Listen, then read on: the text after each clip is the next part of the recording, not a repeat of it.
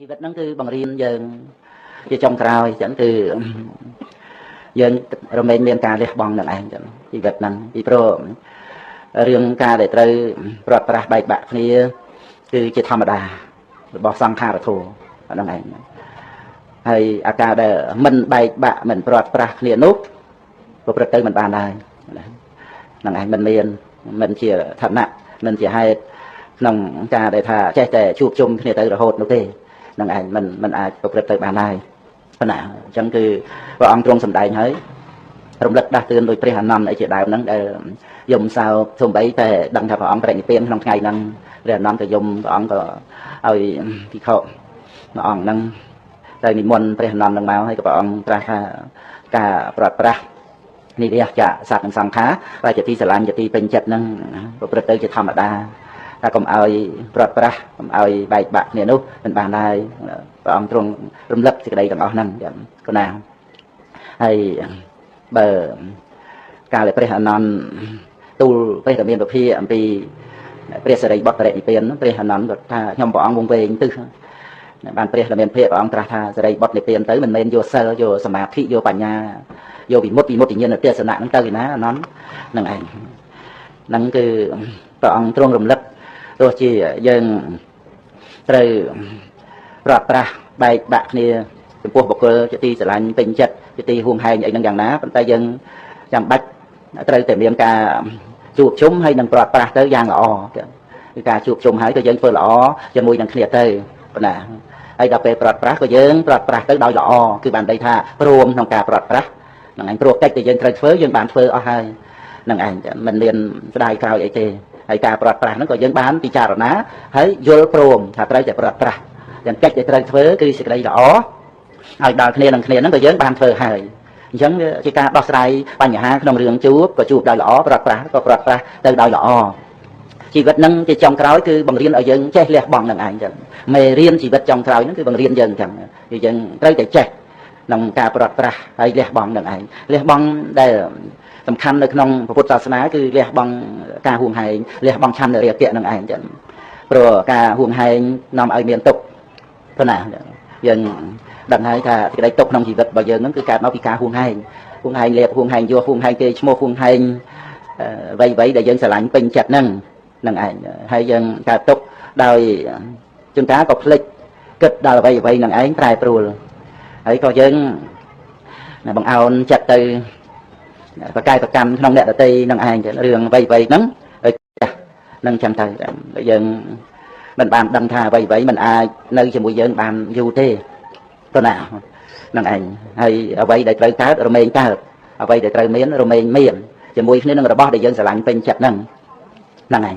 វាមិនអាចថិតថេរនៅជារបស់យើងអីទៅបានទេចឹងនឹងឯងយើងគ្រាន់តែហួងហែងបន្តិចបន្តួចក្នុងបច្ចុប្បន្នហ្នឹងប៉ុន្តែយើងនឹករលឹកដល់ព្រះពុទ្ធដីកាចំពោះវដ្តសង្សារដែលកន្លងទៅរកទីបំផុតខាងដើមមិនមានប៉ុណ្ណាតែយើងមើលទៅឃើញគោបីកាយឆ្មាមន្តាអីហ្នឹងយ៉ាងណាក៏ព្រះពុទ្ធអង្គទ្រង់រំលឹកថាយើងសត្វតែធ្លាប់កើតក្នុងកំណើតហ្នឹងទាំងអស់ហើយអ្នកមានអ្នកបានមនុស្សទេវតាជាសិទ្ធិជាបរិជាអីយ៉ាងណាក៏ឲ្យពិចារណាថាសត្វតែធ្លាប់មានជាតិកំណើតហ្នឹងទាំងអស់អ្វីក៏បានលះបង់ទៅហើយចឹងដូច្នេះក្នុងបច្ចុប្បន្នហ្នឹងយើងអត់ធន់ទៅជាមួយគ្នានឹងការប្រែប្រួលការបាត់បង់អ្វីហ្នឹងជាប្រយោជន៍ដល់ការរក្សាចិត្តកុំឲ្យវាញាប់ញួរកុំឲ្យវាមានសេចក្តីទុក្ខលំបាកជាមួយគ្នានឹងការប្រែប្រួលហ្នឹងអ្វីដែលប្រែប្រួលប្រត់ប្រាស់សាបសូន្យមិនមែនជាធัวមកបន្ទុះចំពោះជីវិតយើងទេអ្វីវាចឹងឯងយើងនៅជាមួយបានបណ្ណាហើយដល់ទីបំផុតដំណាក់កាលវាត្រូវប្រែប្រួលត្រូវប្រត់ប្រាស់ត្រូវបាត់បង់កុំស្ដីកុំបន្ទោសកុំកើតទុក្ខចំពោះឋានណាមកបង្ខូចយើងណាមកបៀតបៀនយើងមកយករបស់យើងមកចាញ់ចាលយើងអីគឺកុំឲ្យវាជាប់ទៅដោយពីវិរិយហ្នឹងចឹងអកោចមੰអវៈភិមੰអចិនិមੰអាហាសិមេទេចតាំងឧបនិយហន្តិវេរੰទេសੰអ្នកសមតិបើយើងមានការចងកំណុំហ្នឹងឯងឧបនិយហន្តិហ្នឹងការចងកំណុំរឿងអីដោយគិតថាអ្នកដទៃហ្នឹងធ្វើអីរំលោភមកលើយើងមិនល្អចំពោះយើងអាហ្នឹងជាគំនិតចងកំណុំហើយហ្នឹងឯងដល់ចឹងទៅគឺវេរੰទេសੰអ្នកសមតិហ្នឹង ពីវិរិយរបស់បុគ្គលនោះមិនស្ងប់រងាប់ទេវាតតែនូបនិយហន្តិហ្នឹងឯងគឺបានន័យថាមិនចងនៅគំនុំមិនមានឧបនាហៈហ្នឹងដូចជានូបនិយហន្តិហ្នឹងអញ្ចឹងទៅបានវេរាំងទេសោបសមតិពីវិរិយរបស់បុគ្គលនោះរមែងស្ងប់រងាប់ហ្នឹងឯងអញ្ចឹងគឺយើងនឹករលឹកពុទ្ធដីការរលឹកយើងធម្មតាយើងតែងតែនឹកឃើញថាអ្នកដតីនឹងឯងបៀតបៀនយើងអ្នកដតីនឹងឯងរំលោភមកលើសិទ្ធិសេរីភាពរបស់យើងហ្នឹងឯងព្រះអង្គសម្ដែងជាមេថាគេជេរយើងគេបហាយើងគេចាញ់ចាយើងគេយករបស់យើងស្អីមកសន្ធឹកទៀតហ្នឹងឯងចឹងយើងគិតអញ្ចឹងបានន័យថាពេលហ្នឹងយើងអត់សិក្សាការមិនទៀងយើងពឹងជាមួយនឹងរបស់ទាំងអស់ហ្នឹងឯងតែបើយើងបានអប់រំចម្រើនអនិច្ចសញ្ញាក្តីសម្គាល់ថាអ្វីក៏មិនទៀងដែរអញ្ចឹងយើងមិនស្រវឹងយើងមិនវង្វេងយើងមិនអាងអ្វីទាំងអស់ហ្នឹងឲ្យប្រព្រឹត្តបាបកម្មទេហ្នឹងឯងចឹងសូម្បីតែយើងមិនទាន់ប្រើប្រាស់ចាករបស់ទាំងអស់ហ្នឹងក៏យើងលះបង់សេចក្តីប្រកម្មលះបង់ការហួងហែងមិនដល់ 100% អីទេក៏យើងលះបង់ 50% អីចឹងទៅហ្នឹងឯងឲ្យចម្រើនការលះបង់ទៅទៀតទៅដោយប្រើប្រាស់អ្វីដែលនៅមានហ្នឹងប៉ុន្តែប្រើប្រាស់ដោយការមិនហួងហែងព្រោះបើយើងមិនប្រើប្រាស់ក៏នៅតែចោលដដែលហ្នឹងឯងយើងដឹងអញ្ចឹងវាដូចជាជាតិមុនអញ្ចឹងជាតិនេះវាគ្រាន់តែជាតំណក់តូចមួយក្នុងមហាសមុទ្រហើយយើងទៅប្រៀបមកតំណក់តូចហើយនឹងទឹកមហាសមុទ្រហ្នឹងមិនបានទៅហ្នឹងឯងហើយយើងហួងហែងមកតំណក់តូចហ្នឹងធ្វើអីបើយើងចោលមកមហាសមុទ្រហ្នឹងទៅហើយហ្នឹងអញ្ចឹងវាមានតែការដែលយើងប្រតិបត្តិតាមឱវាទរបស់ព្រះអង្គនឹងឯងនេះសុទ្ធតែជាចំណេះដឹងទៅតាមឱវាទរបស់ព្រះអង្គហើយដែលយើងដឹងថាអ្វីវាកន្លងទៅដូចជាទឹកមហាសមុទ្រអញ្ចឹងហ្នឹងឯងដែលជាសង្សារៈសាគោសាគោវាមាន4ជាលក្ខសាគោសមុទ្រហ្នឹងហើយជាលក្ខនោះវាទឹកហើយសង្សារៈសាគោគឺសមុទ្រខណ្ឌសមុទ្រធាតុសមុទ្រអាយតនៈហ្នឹងហើយនិយសាគោហ្នឹងគឺសមុទ្រនៃក្នុងទីនេះគឺនៃសមន្តបដ្ឋានចឹងហេតុបច្ចយោអារមណបច្ចយោអធិបតិបច្ចយោអនន្តសមន្តរជាតិអញ្ញមញ្ញហ្នឹងហ្នឹងឯងហ្នឹងនិយសាគោតែសាគោទាំងអស់ហ្នឹងគឺនៅក្នុងសាគោទី4នេះទេហៅថាញាណសាគោគឺជាសព្វញ្ញុតញ្ញាណព្រះអង្គទ្រង់ជ្រាបអំពីសាគោទាំងអស់ហ្នឹងឯងអញ្ចឹងគឺពុទ្ធបរិស័ទយើងក៏បានជ្រាបហើយថាសង្សារៈសាគរហ្នឹងគឺសមុទ្រខណ្ឌធាតុអាយតនៈហ្នឹងឯងហើយមកអត្តភាពនេះវាដូចជាកូនតំណក់តូចមួយតែប៉ុណ្្នឹងទេទៅនឹងតំណក់ទឹកដែលគុំគ្នាបានទៅជាមហាសមុទ្រហ្នឹងអញ្ចឹងមើលតែយើងមកហួងហែងអីបន្តិចហ្នឹងឲ្យខាតការអប់រំចិត្តឲ្យខាតការបំពេញបុណ្យកុសលហ្នឹងឯងអញ្ចឹងគឺត្រូវថែរក្សាចិត្តហ្នឹងឲ្យជាសំខាន់ហ្នឹងឯងហើយយើងក៏បានដឹងថាការដោះស្រាយសេចក្តីទុក្ខក្នុងជីវិតរបស់យើងហ្នឹងគឺលះបង់ហេតុដែលនាំឲ្យកើតទុក្ខគ្រាន់តែយើងបានដឹងថាសេចក្តីទុក្ខហ្នឹងកើតមកពីបញ្ហាប៉ុណ្ណឹងណាគ្រាន់តែដឹងហ្នឹងណាគឺឈ្មោះថាយើងមានការចាប់ផ្ដើមដោះស្រាយសេចក្តីទុក្ខក្នុងជីវិតរបស់យើងហ្នឹងយ៉ាងមានប្រសិទ្ធភាពចាប់ផ្ដើម 20% 30% 50% ទៅតាមការដែលបានដឹងនឹងឯងចឹងព្រោះការដឹងហ្នឹងវាដឹងទៅតាមដែលយើងស្ដាប់យើងរៀនយើងគិតដឹងទៅតាមការដែលប្រតិបត្តិដោយវិបស្សនាដឹងទៅដោយអំណាចនៃអរិយមគ្គវាមានលំដាប់នៃការដឹងថាសេចក្តីទុក្ខក្នុងជីវិតរបស់យើងរៀងព្រះអង្គរៀងខ្លួនហ្នឹងវាមានបញ្ហាដែលនាំឲ្យកើតទុក្ខហើយអាការដឹងហ្នឹងវាលះការមិនដឹងណាវាមិនមែនគ្រាន់តែដឹងហើយបញ្ហានៅតែប្រព្រឹត្តទៅដដែលទេដឹងហ្នឹងលះការមិនដឹងគឺអវិជ្ជាហើយបញ្ហានេះវាមានអវិជ្ជាជាមូលជាឫសគល់តែកាលណាលះអវិជ្ជាវាលះបញ្ហានឹងផងដែរហើយហ្នឹងឯងចឹងហើយយើងវាចិត្តតែស្ទុះទៅសពទិសទាំងពួងទាំងអស់ណាហ្នឹងឯងសព្វាតិសាវិធរតិហ្នឹងចឹងទុះទៅគ្រប់ទិសទាំងពួងហ្នឹងដើម្បីស្វែងរកសេចក្តីសុខអារម្មណ៍ដែលនាំឲ្យយើងត្រេកអររីករាយពេញចិត្តតែដល់ទៅសតិប្បដ្ឋានណាវាបញ្ច្រាស់ពីតណ្ហាហ្នឹងមកវិញចឹងវាបញ្ច្រាស់មកកំណត់ដឹងនាមរូបហ្នឹងវិញអ្វីដែលសម្រាប់ត្រូវការសម្រាប់ប្រាថ្នាសម្រាប់ឲ្យបានហ្នឹងគឺអត់មានហ្នឹងដោយសតិប្បដ្ឋានចឹងអ្វីដែលកើតមានកំពុងប្រកបហ្នឹងវាមានតែរលត់ទៅដោយខ្លួនឯងវាមានចាំបាច់ត្រូវការអីសភាវៈឯណានេះមួយមិនចាំបាច់សភាវៈដតីទៀតទេព្រោះសភាវៈហ្នឹងគឺមានការកើតឡើងហើយអត់ចាំបាច់ទីពឹងអត់ចាំបាច់ត្រូវការអាស្រ័យសភាវៈដតីអីទេគឺថាខ្លួនឯងហ្នឹងត្រូវរលត់ទៅហើយអត់តាំងនៅក្នុងទីណាអញ្ចឹងចាំបាច់ត្រូវការប្រាថ្នាអីអ្វីក្នុងសាមញ្ញលក្ខណៈហ្នឹងគឺថាប្រព្រឹត្តទៅស្មើគ្នាអញ្ចឹងដោយថាខ្វល់ចិត្តហ្នឹងហើយយើងធម្មតាវាតែស្ទុះទៅរកអារម្មណ៍ដែលនាំឲ្យយើងពេញចិត្តរបៀបហ្នឹងយើងត្រូវដឹងថាមនុស្សគ្រប់ប្រភេទគេចេះតែរបៀបដែលថាយើងខ្វល់ចិត្តអីអញ្ចឹងយើងខឹងអីហ្នឹងហើយត្រូវការប្រាថ្នាយ៉ាងនេះត្រូវការប្រាថ្នាយ៉ាងនោះអាហ្នឹងគឺថាវាជាចំណេះធម្មតាទូទៅទាំងអស់សូម្បីតែសត្វទេឆានក៏វាធម្មជាតិវាចេះដឹងរត់ទឹកផឹករត់ស្មៅបោភោគក្តៅវារួមមកលុកជ្រោអីអញ្ចឹងទៅយប់រត់ក្រោលអីអញ្ចឹងទៅដូចគោអីអញ្ចឹងណារបៀបដែលត្រូវការប្រាថ្នាដោះស្រាយអញ្ចឹងវាអត់មានចាំបាច់សិក្សារៀនសូត្រអត់ចាំបាច់ប្រពុតអីបានប្រាស់ទេហើយនៅពេលណាដែលយើងមានអាសភាពយ៉ាងហ្នឹងយើងត្រូវរលឹកដឹងថាវាមិនមានពិសេសអីក្នុងការដែលយើងបានជួបពធទេក្នុងការដែលយើងមានចិត្តប្រព្រឹត្តទៅដោយ វិស័យនៃមនុស្សសត្វសាមញ្ញធម្មតាសូម្បីតែអន្តរប្រថុជនហ្នឹងក៏គេចេះអត្ថភាពទាំងអស់ហ្នឹងភាពដែលត្រូវស្រឡាញ់ត្រូវស្អប់ត្រូវកប់ទាស់អីហ្នឹងយ៉ាងណាមួម៉ៅខឹងក្រោតអីហ្នឹងពោលពាក្យអីយ៉ាងម៉េចអីហ្នឹងគឺអត់មានចាំបាច់វឹកហាត់អប់រំនៅក្នុងធម៌របស់សប្បុរសនៅក្នុងធម៌របស់ព្រះអរិយទេ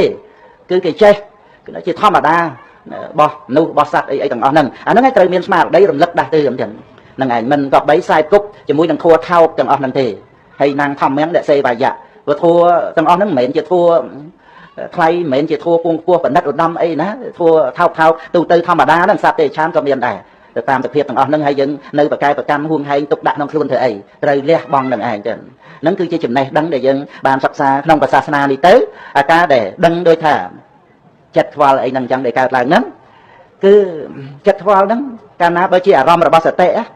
គឺអត់ចាំបាច់ត្រូវការចិត្តអីដទៃទៀតទេព្រោះចិត្តអីដទៃទៀតធម្មជាតិចិត្តគឺដឹងអារម្មណ៍ហើយបើអាការដឹងអារម្មណ៍ហ្នឹងវាមិនមែនយើងដដែលហ្នឹងអញ្ចឹងចាំបាច់ចិត្តអីដទៃទៀតទោះជាដឹងអារម្មណ៍មកពីលើមេឃក៏វាមិនមែនយើងអ្នកដឹងដដែលវាគ្រាន់តែជាចិត្តអាហ្នឹងឯងដោយសារតែអត់មានសតិរលឹកដឹងអាចិត្តខ្វល់ហ្នឹងឲ្យឃើញតែជាចិត្តទេបានជាយើងចិត្តតែត្រូវការអារម្មណ៍ឲ្យជាទីត្រេកអរអារម្មណ៍ឲ្យជាទីពេញចិត្តអារម្មណ៍ឲ្យជាទីសប្បាយវាអត់មានសតិហ្នឹងណាវាប្រព្រឹត្តទៅដោយសេចក្តីសម្គាល់ថាយើងត្រូវការប្រាថ្នាអារម្មណ៍ហ្នឹងតាមឧបនិស្ស័យនៃតណ្ហាដែលវាសន្សំរាប់ជាតិជាអនេកមកហើយហ្នឹងវាត្រូវការអារម្មណ៍អញ្ចឹងទៅតាមដែលវាធ្លាប់សភាពនៃតណ្ហាហ្នឹងវាធ្លាប់ហើយវាមានជាអនុស្ស័យមកចឹងដល់ទៅថាអារម្មណ៍នឹងឯងវាទៅតាមដែលតណ្ហាធ្លាប់ត្រូវការប្រាថ្នាវេទនាធ្លាប់ខ្សែផ្សោយទៅក៏វាទទួលបានចឹងទៅធ្លាប់ខ្សែផ្សោយវាដូចជាចំណីត្រូវមាត់ចឹងទៅហើយណានឹងឯងដាក់ទៅគឺថាឆ្ងាញ់ហ្មងលេបចូលទៅឆ្ងាញ់ណាស់ចឹងទៅអាហ្នឹងគឺឧបនិស្ស័យរបស់តណ្ហាវាខ្សែផ្សោយអារម្មណ៍ក្នុងលោកហ្នឹងវាមានអញ្ចឹងវាតែងតែត្រូវការអញ្ចឹងហ្នឹងឯងចឹងតែដល់តែមានសតិទេសੰនិវេរណੰសតិហ្នឹងវាហាមតណ្ហាហ្នឹងឯងហាមតណ្ហាគឺត្រង់តែមានសតិរលឹកដឹងថាឥឡូវចិត្តអីដែលកំពុងមានហ្នឹងចិត្តខ្វល់មិនស្ងប់ចិត្តរឿងអីមួយកើតជាមួយនឹងចិត្តខណៈហ្នឹងគឺថាចិត្តដែលរួមជាមួយសតិប្បដ្ឋានហ្នឹងគឺទៅជាចិត្តស្ងប់ហ្នឹងណាត្រឹមតែមានចិត្តខ្វល់ហ្នឹងជាអារម្មណ៍តែប៉ុណ្្នឹងទេមិនមែននៅតែចិត្តខ្វល់អញ្ចឹងរហូតទេចិត្តខ្វល់រហូតដោយសារវាអត់មានសតិថ្នាក់តែប្បដ្ឋានហ្នឹងមកជំនួសហ្នឹងវានៅតែខ្វល់ទៅតណ្ហាត្រូវការទៅមិនតាន់បាននៅអ្វីដែលជាទីប្បដ្ឋានហ្នឹងនៅតែខ្វល់អញ្ចឹងទៅទៀតទៅតែដល់ទៅសតិកើតឡើងសតិមិនមែនកើតឡើងដោយអត់ចិត្តទេណាកើតឡើងជាមួយចិត្តដួងណាចិត្តហ្នឹងជាមហាកុសលហើយមហាកុសលវាអត់មានកង្វល់ទេគ្រាន់តែមានចិត្តខ្វល់ជាអារម្មណ៍តែប៉ុណ្្នឹងឯងនៅពេលហ្នឹងគឺយើងដឹងថាចិត្តខ្វល់ក៏គ្រាន់តែជាចិត្តហើយចិត្តដតីផ្សេងទៀតដែលដឹងអារម្មណ៍ល្អអារម្មណ៍ជាទីប្រាថ្នាក៏វាមិនមែនយើងដដែលគ្រាន់តែជាចិត្តអញ្ចឹងវាមិនមែនសតិប្បដ្ឋានហ្នឹងប្រព្រឹត្តទៅដើម្បីបានចិត្តដតីទេដើម្បីមិនប្រកម្មចិត្តដែលកំពុងប្រកបនេះសតិប្បដ្ឋានហ្នឹងមិនមែនប្រព្រឹត្តទៅដើម្បីបានរបស់ដែលអត់ទេតែប្រព្រឹត្តទៅដើម្បីលះបង់ដើម្បីមិនចាប់មិនប្រកាន់របស់ដែលមាននឹងឯងវាផ្ទុយគ្នាពីតណ្ហានឹងឯងដែលត្រូវការរបស់ដែលអត់ទៅតាមដែលធ្លាប់ខ្សែផ្សោយមកវាចាំទៅវានឹកសម័យទៅត្រូវការប្រាថ្នាទៅដោយអត់ដឹងអ្វីដែលកំពុងមានកំពុងប្រកបហ្នឹងតាមសេចក្តីពិតទេឃើញផ្ទុយគ្នាពីសតិប្បដ្ឋានសតិប្បដ្ឋានមិនត្រូវការរបស់ដែលអត់ទេថែមទាំងមិនចាប់មិនប្រកាន់របស់ដែលមានហ្នឹងទៀតផងបើរបស់ដែលកំពុងមានហ្នឹងឯងត្រូវលះបង់ទៅហើយទៅរករបស់ដែលអត់មិនដឹងនៅណាហ្នឹងយកមកធ្វើអីឧទាហរណ៍ដូចចិត្តមិនស្ងប់អញ្ចឹងដែលកំពុងកើតមានហ្នឹងឯងកាលណាបើសតិរលឹកដឹងបានមិនប្រកាន់អាចិត្តដែលមិនស្ងប់ហ្នឹងទៅហើយទៅរកចិត្តស្ងប់មកឲ្យណានៅពេលហ្នឹងឯងដែលជាសេចក្តីស្ងប់ដោយសតិប្បដ្ឋានហ្នឹងឯងបើសតិដែលកើតឡើងមិនចាប់មិនប្រកាន់ចិត្តដែលមិនស្ងប់ដែលកំពុងមានហ្នឹងពេលហ្នឹងគឺស្ងប់ដោយអំណាចនៃសតិមិនប្រកាន់ហ្នឹងហ្នឹងគឺលក្ខណៈរបស់សតិកើតឡើងឲ្យដឹងអញ្ចឹងទេដឹងមិនមែនគ្រាន់តែយើងស្ដាប់ឮហើយមិនបានដឹងរសជាតិរបស់សតិហ្នឹងទេសិក្សារឿយរលឹករឿយយើងស្ដាប់ចឹងទៅដូចថាយើងធ្លាប់ឮហើយធ្លាប់ឮប៉ុន្តែឮ100ដងទៅ1000ដងទៅ10000ដងទៅឲ្យការឮនឹងឯងជាមហាកុសលកើតឡើងនឹងឯងទទួលយកសេចក្តីដែលបន្តពីឮហើយនឹងមហាកុសលនឹងបានជាបច្ច័យនៃសតិប្បដ្ឋានព្រោះតែកាលណាមិនបានឮរឿយវាភ្លេចដល់តែភ្លេចអត់មានអីរំលឹកឲ្យមានសតិណសតិប្បដ្ឋាននឹងទ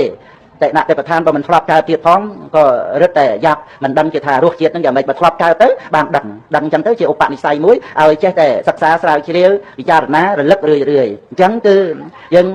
ត្រូវចងចាំថាសតិប្បដ្ឋានមិនមែនជារឿងខ្វល់ទៅរករបស់ដែលមិនមានទៅតាមអំណាចនៃតណ្ហាអីដែលចិត្តតែត្រូវការរបស់យ៉ាងនេះរបស់យ៉ាងនោះមិនចេះគ្រប់គ្រាន់នោះមិនមែនអញ្ចឹងទេនឹងឯងអ្វីដែលកំពុងមានហើយហ្នឹងក៏ត្រូវលះបង់ស្រេចបាត់ទៅហើយដោយការមិនចាប់មិនប្រកាន់ពាក្យថាលះបង់របស់ដែលមានហ្នឹងគឺមិនចាប់មិនប្រកាន់របស់ហ្នឹងមិនចាប់មិនប្រកាន់ថាយើងមិនចាប់មិនប្រកាន់ថារបស់យើងហ្នឹងហើយសូម្បីតែរបស់ដែលកំពុងមានហ្នឹងក៏ត្រូវមិនចាប់មិនប្រកាន់ក្នុងការដែលមិនចាប់មិនប្រកាន់ហ្នឹងទៅណាអាការមិនចាប់មិនប្រកាន់ហ្នឹងឯងដែលឈ្មោះថាទៅនិព្វានព្រោះព្រះនិព្វានហ្នឹងមិនមែនភពភូមិឋានអីណាទេគឺមិនចាប់មិនប្រកាន់ហ្នឹងតែម្ដងណាដែលប្រព្រឹត្តទៅរកការរំលត់ហេតុនៃសេចក្តីទុក្ខហ្នឹងបានព្រះអង្គត្រាស់ថាអកិញ្ញណាអនាទានហ្នឹងតាំងទីតាំងអនាបរាំងហ្នឹងឯងដែលជាទីពឹងហ្នឹងគឺព្រះនិព្វានហ្នឹង និព្វាននាងឯកណាំងព្រមីទាំងអង្គទ្រង់ប្រកាសសម្ដែងការដែលមិនចាប់មិនប្រកម្មហ្នឹងគឺជាព្រះនិព្វានហ្នឹងតែម្ដងជារាមច្ចៈបរិក្យ៉ាងជាទីអស់ទៅនៃជារានិងមរណៈហ្នឹងគឺការមិនចាប់មិនប្រកម្មដែលបល័យថាអកិញ្ចនាំងអនាទាននាងហ្នឹងការដែលមិនកង្វល់ការដែលមិនប្រកម្មហ្នឹងហ្នឹងឯងដូច្នេះគឺតែប្រធានហ្នឹងប្រព្រឹត្តទៅរកការមិនចាប់មិនប្រកម្មហ្នឹងអស់ការចាប់អស់ការប្រកម្មហ្នឹងអស់ហេតុតែនាំឲ្យកើតទុក្ខក៏ជាអនុបាតិនិរោធហ្នឹងគឺប្រព្រឹត្តទៅរកព្រះនិព្វានហ្នឹងបានព្រះអង្គសម្ដែងនៅតែប្រធានហ្នឹងប្រព្រឹត្តទៅដើម្បីអរិយមេអង្គ8ប្រការដើម្បីព្រះនិព្វានហ្នឹងឯងហ្នឹងលក្ខណៈទឹកឋានដែលកើតឡើងហ្នឹងអញ្ចឹងឲ្យតែទឹកឋានកើតឡើងទាំងធัวដែលកំពុងមានកំពុងប្រកបគ្រប់ព្រះអង្គគ្រប់គ្នាស្រាប់ហើយតើមានអង្គណាមិនមានគឺថាគ្រប់អង្គគ្រប់គ្នាគ្រប់ពេលវេលាគ្រប់ទីកន្លែងមានស្រាប់ហើយតើហ្នឹងឯងអត់មានចាំបាច់យើងទៅខ្ចីពីអ្នកដទៃអីទេហើយកុំចាំបាច់និយាយដល់តែរបស់ដែលអត់រៀងព្រះអង្គរៀងខ្លួនហ្នឹងណាហ្នឹងឯងដល់ទៅសតិប្បដ្ឋានកើតឡើងហ្នឹងប្រព្រឹត្តទៅដើម្បីមិនប្រកាន់របស់ដែលមានហ្នឹងទៅហើយអាដែលយើងមានរៀងព្រះអង្គរៀងខ្លួនហ្នឹងមិនចាប់មិនប្រកាន់របស់ដែលមានហ្នឹងទៅហើយទៅតែហេតុប្រហបកដាបទៅដួសរករបស់ដែលអត់ហ្នឹងធ្វើអីអាហ្នឹងគឺលក្ខណៈបទដ្ឋានកើតមកប្រាប់យើងអញ្ចឹងឲ្យដឹកអញ្ចឹងមិនមែនមកបង្ខំមិនមែនមកប្រយាយបញ្យល់គ្រាន់តែណែនាំកុំចាំបាច់ត្រូវការអីទៀតអីអញ្ចឹងមិនមែនគ្រាន់តែមកណែនាំអីចឹងទេគឺធ្វើឲ្យយើងឃើញលក្ខណៈរបស់សតិហ្នឹងគឺអញ្ចឹងហ្នឹងឯងរបស់ដែលកំពុងមានហ្នឹងគឺត្រូវមិនចាប់មិនប្រកម្មហ្នឹងព្រោះទៅដើម្បីរលាស់ចោលអញ្ចឹងវាមានតែរស់របស់ដែលអត់នឹងធ្វើអីឧទាហរណ៍ដូចថាយើងចង់បានចិត្តស្ងប់ចិត្តស្អីរហូតដល់ទៅរូបឈានអរូបឈានអីអញ្ចឹងទៅហ្នឹងឯងចង់ចិត្តតែចង់ហ្នឹងឯងក៏ប៉ុន្តែសភាពដែលកំពុងតែចង់ហ្នឹងក៏វាជានាមធម៌ដែលមិនមែនជាខ្លួនយើងហ្នឹងឯងហើយចិត្តដែលមិនស្ងប់ដែលកំពុងតែមានហ្នឹងហ្នឹងឯងធ្វើឲ្យយើងចង់បានចិត្តស្ងប់ណាឥឡូវវាមិនស្ងប់ទេចិត្តហ្នឹងដោយអត់មានសតិរលឹកដឹងថាគ្រាន់តែជាចិត្តតែប៉ុណ្្នឹងទេតែកាលណាមានសតិរលឹកដឹងថាគ្រាន់តែជាចិត្តហើយមិនដឹងជាទៅរកចិត្តស្អីផ្សេងទៀតយកមកធ្វើអីទេយកចិត្តមកឲ្យចិត្តទៅអីចិត្តដែលមិនស្ងប់ហ្នឹងវាមានត្រូវការចិត្តអីដទៃទៀតហ្នឹងឯងហើយមានយើងឯណាត្រូវការចិត្តអីដទៃទៀតណាព្រោះក្នុងពេលហ្នឹងវាមានតែចិត្តដែលមិនស្ងប់ហ្នឹងតែប៉ុណ្្នឹងហ្នឹងឯងមិនមានយើងអីណាផ្សេងពីចិត្តហ្នឹងទៀតដល់ទៅចិត្តហ្នឹងជាអារម្មណ៍របស់សតិប្បដ្ឋានវាមិនបានប្រកម្មចិត្តដែលមិនស្ងប់ហ្នឹងចិត្តដែលកំពុងមានកំពុងប្រកបហ្នឹងវាអត់បានប្រកម្មថាជាខ្លួនយើងទៅហើយចិត្តហ្នឹងវាអត់ត្រូវការចិត្តអីដទៃទៀតអ្វីក៏ដោយឲ្យតែកើតឡើងគឺមានតែការរលត់ទៅតែប៉ុណ្្នឹងទេសភាវៈលក្ខណៈដែលអត់មានហួងហែងអត់មានត្រូវការរបស់ដទៃដូចពលឺព្រះអាទិត្យនេះចឹងគឺថាវាអាស្រ័យព្រះអាទិត្យបានមានពលឺហ្នឹងចឹងទៅមានកម្ដៅអីចឹងទៅហើយពលឺក្តីកម្ដៅក្តីវាមានត្រូវការអីវាមានទៀមទាអីមិនមានព្រះអាទិត្យទេក៏វាអត់មានទៅអត់មានហួងហែងសំបីតែខ្លួនឯងហ្នឹងផងនៅពេលយប់យើងអុចប្រតិបអីចឹងពលឺហ្នឹងវាមានហួងហែងអីមានត្រូវការអីហ្នឹងឯងពីព្រោះបើអត់មានប្រតិបពលឺហ្នឹងវាអត់ដែរហ្នឹងអញ្ចឹងពលឺហ្នឹងវាមានចាំបាច់ត្រូវការអីវាមានទៀមទាអីយើងមើលតើពលឺហ្នឹងវាមានទៀមទាអីដើម្បីខ្លួនឯងទេផ្លេកបន្ទោហ្នឹងមានត្រូវការអីទេអិនតនូហ្នឹងមានត្រូវការអីទេហួងហែងកុំឲ្យខ្ញុំបាត់ទៅវិញអីចឹងភ័យខ្លាចណាស់អីចឹងវាអត់មានទេណាយ៉ាងណាមិញក្នុងជីវិតរបស់យើងរៀងព្រះអង្គរៀងខ្លួនដែលមានរូបធម៌នាមធម៌ហ្នឹងណាក៏ណារូបក្តីនាមក្តីដូចផ្លេកបន្ទោដូចអិនតនូដូចថ្ងៃបដាកូនដូចដុំពពុះទឹកដូចមកលុកដើមឈើដូចពលឺប្រតិបដូចពលឺថ្ងៃនេះអញ្ចឹងវាអត់មានទៀមទាអីដើម្បីខ្លួនឯងទេនាមរូបដែលជាអារម្មណ៍របស់ចិត្តថាវិបស្សនាគឺអញ្ចឹងនឹងឯងដែលត្រូវដឹងច្បាស់លក្ខណៈរបស់នាមរូបហ្នឹងណាហ្នឹងឯងដល់តែដឹងអញ្ចឹងបានអាចឃើញដល់អវិជ្ជាជាបច្ច័យនាំឲ្យមានតណ្ហាបាទាននាំឲ្យកើតកម្មអីហ្នឹងទៅទៀតដោយការតែមិនដឹងលក្ខណៈរបស់នាមរូបហ្នឹងបានវាធ្វើឲ្យមានការខ្វាយខ្វល់កើតសកម្មភាពតែកាលណាបានដឹងទៅវាត្រូវស្ងប់ហើយស្ងប់សកម្មភាពហ្នឹងដូចស្ងប់ខ្យល់ស្ងប់រលកសមុទ្រអញ្ចឹងវាអត់មានសកម្មភាពព្រោះទៅតាមអំណាចតណ្ហាណាដែលប្រខៃណាស្របមិនតាក់តែងនៅអភិសង្ខារហ្នឹងណាយើងបានស្គាល់ប្រខៃណាស្របត្រង់ដែលថាប្រខៃណាស្របដែលអស់អវិជ្ជាតណ្ហាបាទានហ្នឹងមិនតាក់តែងនៅអភិសង្ខារគឺកម្មអ្វីត្បិតតែលោកមុនបិណ្ឌបាតស្ដាប់ពធសម្ដែងពធធ្វើអីទាំងអស់ហ្នឹងប៉ុន្តែចេតនាហ្នឹងមិនមែនជាពូជសម្រាប់ឲ្យមានភពជាតិកំណត់សម្រាប់ឲ្យមានវិបាកទេពីព្រោះក្នុងប្រខៃណាស្រាប់ហ្នឹងស្ងប់រងាប់នៅការតាក់តែងអភិសង្ខារគឺកម្មព្រោះតែមិនមានតណ្ហាមិនមានអវិជ្ជាជាឫសគល់ហ្នឹងហ្នឹងឯងអញ្ចឹងគឺពុទ្ធបរិស័ទអប់រំតែឋានវិបស្សនាទៅបានស្គាល់គុណនៃប្រខៃណាស្រាប់បដើទៅតាមអំណាចនៃវិបស្សនាហ្នឹងឯងអញ្ចឹងនៅក្នុងសេចក្តីទាំងអស់នេះយើងទាញត្រឡប់មកវិញប៉ុន្តែនៅក្នុងគុណធម៌ចរិយាធម៌បន្តអំពីមានចំណេះដឹងប្រព្រឹត្តទៅដោយអំណាចនៃវិបស្សនាញាណហ្នឹងក៏ធ្វើឲ្យយើងរស់នៅជាមួយនឹងអ្នកដែលនៅជុំវិញខ្លួនយើងហ្នឹងយ៉ាងរៀបរយទៅតែម្ដងអញ្ចឹងដូចយើងអត់មានទៀមទាអ្វីពីអ្នកដទៃហើយអត់មានដូចថាយើងត្រូវកេងប្រវាញ់អ្នកដទៃអីហ្នឹងដូចថាចង់និយាយរឿងមិនល្អពីអ្នកដទៃអីចឹងទៅដើម្បីបង្អួតខ្លួនឯងថាក្រំដើរធ្វើម៉េចបាននិយាយពីអ្នកដទៃមិនល្អយ៉ាងនេះល្ងងយ៉ាងនេះខ្វះខាតយ៉ាងនេះស្អីទាំងអស់ហ្នឹងគឺដើម្បីសម្គាល់ថាខ្លួនឯងហ្នឹងចេះដឹងថាខ្លួនឯងហ្នឹងពូកែថាខ្លួនឯងហ្នឹងប្រសើរមានតែប៉ុណ្្នឹងទេគឺជាចំណុចខ្សោយរបស់មនុស្សយើងទេចឹងហ្នឹងឯងជាធម្មតាទូទៅទេអញ្ចឹងនោះចំណេះដឹងនៅប្រព្រឹត្តទៅជាវិបស្សនាដែលបានដឹងនៅនាមរូបលះបង់នៅសកាយៈទិដ្ឋិវាអត់មានយើងមកកេងប្រវាញ់រយចំណេញអីពីគ្នាអីចឹងទេគឺថាកាលដែលមានសត្វបញ្ញត្តិមកជាអារម្មណ៍គឺរមែងមានតែក្តីសន្តោសប្រោសបណីអធិស្ស្រ័យឲ្យអភ័យយើងអត់ទៀមទារយចំណេញអីពីអ្នកដទៃដើម្បីថាបានលៀបបានយកបានគេបានឈ្មោះបានការលើកតម្កើងបានភាពប្រសើរក្រំបើបានសេចក្តីសុខអីពីអ្នកដទៃអីគឺវាអត់មានអាសភាពហ្នឹងទេនឹងឯងពីព្រោះសេចក្តីសុខស្ងប់នៅត្រង់ការដែលមិនចាប់មិនប្រកាន់នេះទេដោយអំណាចនៃបញ្ញាដោយអំណាចនៃវិជ្ជាដែលនាំឲ្យមានចរិយាធម៌ប្រព្រឹត្តទៅជាមួយនឹងអ្នកដែលនៅជុំវិញខ្លួនហើយស្មោះត្រង់ទៅតែម្ដងចឹងក្នុងនាមជាកល្យាណមិត្តស្មោះត្រង់ទាំងទីចំពោះមុខទាំងទីកំបាំងមុខទៅតែម្ដងទៅណាចឹង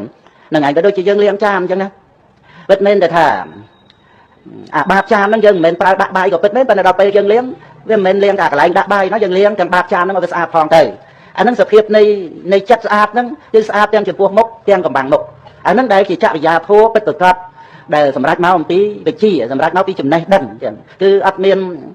បន្លែបន្លំអត់មានបោកប្រាស់អត់មានកេងប្រវ័ញ្ចអត់មានវាយវេទេមាយាសាថាយៈហ្នឹងត្រូវលះបង់ទៅបានអញ្ចឹងប៉ុណ្ណាទីពឹងមិនមែននៅក្នុងរឿងកេងប្រវ័ញ្ចមិនមែននៅក្នុងរឿងអ្វីដែលផ្ញើទុកដាក់អីលើអ្នកដទៃទេទីពឹងគឺការមិនប្រកាន់ការលះបង់នៅក្នុងចិត្តសន្តាននេះទេនេះឯងដែល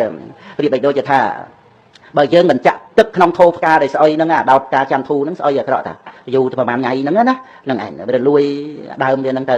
ឲ្យហ្នឹងឯងបើយើងមិនចាក់ចោលទេវាស្អុយយ៉ាងណារឿងក្នុងជីវិតហ្នឹងណាបើយើងមិនព្រមលះបង់នៅអ្វីដែលវាតែងតែមានការប្រែប្រួលអស់ទៅហ្នឹងទេជីវិតរបស់យើងដែលថាដូចជាទឹកក្នុងថូផ្កាវាស្អុយហ្នឹងគឺបានទីដីថាវាជាទុក្ខក្នុងជីវិតយើងនឹងវាត្រូវកើតទុក្ខចិត្តរបស់យើងនឹងវាកើតទុក្ខដូចជាទឹកស្អុយក្នុងថូផ្កាអញ្ចឹងវាមានតែចំណេះដឹងចាក់ចោលនឹងឯងចឹងគឺព្រមឲ្យអ្វីហ្នឹងវាកន្លងទៅដោយមិនចង់ឲ្យអ្វីហ្នឹងនៅតែដែលទេ